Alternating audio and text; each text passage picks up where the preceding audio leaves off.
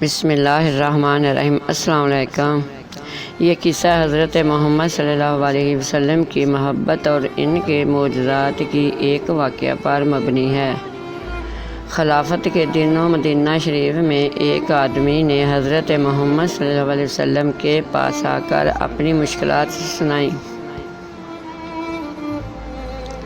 وہ آدمی زندگی کے مشکلات سے تنگ آ کر حضرت محمد صلی اللہ علیہ وسلم کے پاس آیا اور اپنی مشکلات کا حل طلب کیا۔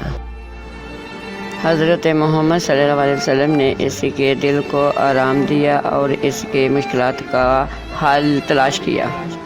انہوں نے آسمان کی طرف دیکھا اور دعا کی، اے اللہ کریم، اس مخلوق کی مشکلات کو دور کر دو اور اس سے راحت دے دو۔ اس دعا کے بعد ایک عجیب واقعہ ہوا۔